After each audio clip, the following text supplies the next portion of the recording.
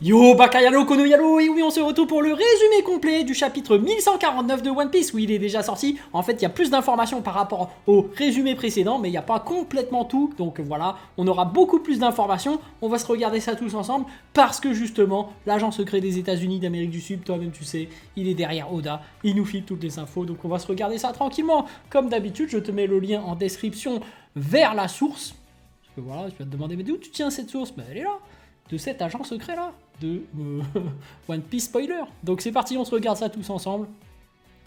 One Piece Spoiler, 1149, une seconde. Donc on n'a rien du groupe de Luffy dans ce chapitre. Ok. Gaban coupe Sommers en deux. Waouh, là il va être violent, hein, violent. Au niveau de la poitrine avec une attaque appelée Futenraku. Sommers tombe sur les épines et comme il ne peut pas se régénérer, il y reste pendant tout le chapitre. Oh, oh, oh, la puissance de Gaban, aïe aïe aïe aïe aïe. Lorsque Gaban va aider Colon, on peut voir un petit flashback de la naissance de Colon.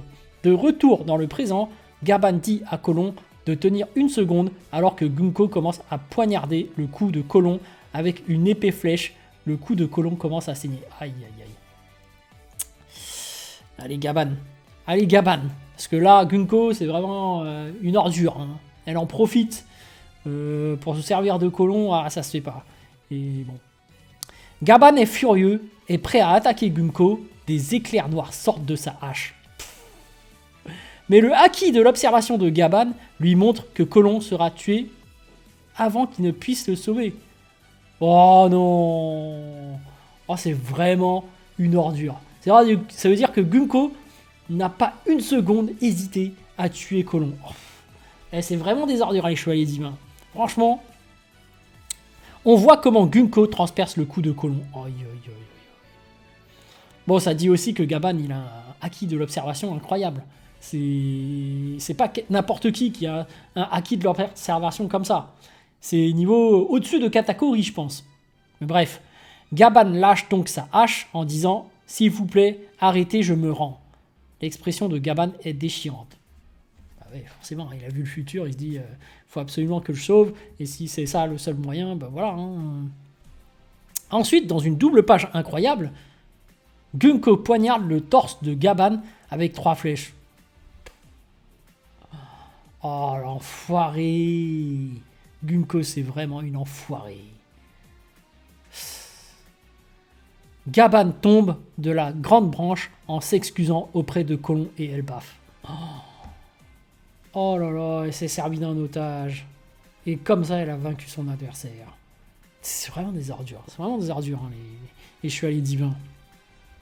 Après cela, on a la dernière double page incroyable du chapitre. Alors que Colon pleure son père, Gunko se souvient soudain de quelque chose de son passé. D'abord, nous voyons une femme adulte qui pleure et crie « Père !» Les cheveux de la femme sont similaires à ceux de Gunko, mais nous ne pouvons pas voir ses yeux, donc nous ne pouvons pas confirmer à 100% s'il s'agit de Gunko ou d'une autre femme. Bon, mystère, hein, est-ce que c'est elle ou pas? Gunko dit « Quel est ce souvenir ?»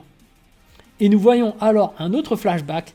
Cette fois, nous voyons Brook tenant la main d'une petite fille et disant « Yo ho ho ho, devenir un pirate est mon rêve !» Il semble qu'il soit interdit dans un endroit où il y a de la musique. Nous ne voyons que leur silhouette. Nous ne pouvons donc pas confirmer que cette petite fille est Gunko, mais tout porte à croire que c'est le cas. Après, quand même, Gunko, c'est une enfoirée. Hein. Même s'il y a une relation entre Brook et Gunko, là, elle n'a pas hésité à vouloir tuer Colon. Bon, là, finalement, il y a Gaban qui l'en a empêché, mais... Ah, c'est une ordure, hein. Chevalier divin, c'est... Vas-y, je te prends, je te poignarde. C'est tout. Donc, bon. Gunko dit « Quel est ce souvenir ?» Et nous voyons alors un autre flashback, cette fois. Nous voyons Brook tenant la main d'une petite fille en disant « Yo ho ho !» Ah, mais ça, j'ai déjà lu, attends. Dans le présent, Brook regarde Gunko en disant « Comme ils se ressemblent ». Et Gunko court vers Brook en disant « C'était Brook ?» Mais soudain, la voix d'Imu apparaît dans la tête des 3 chevaliers divins. C'est bon, c'est du Imu-sama. Imu qui dit « Pourquoi prenez-vous autant de temps ? Somers qui fait Im. Killingham qui fait oh grand Imu.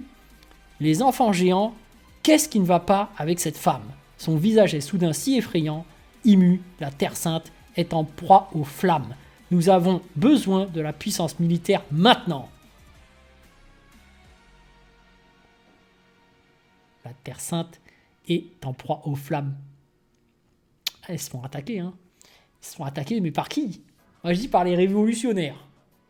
Ça se trouve, c'est par Barbe Noire, hein.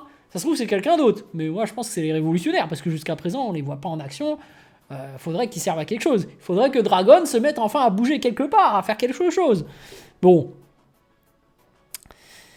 Dans la dernière image du chapitre, qui est juste épique, nous voyons qu'Imu prend le contrôle du corps de Gunko.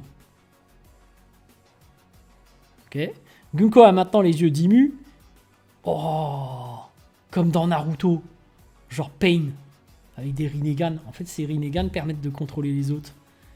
Oh, One Piece, c'est un plagiat de Naruto, non. Et plusieurs éclairs noirs sortent de son corps. Ok.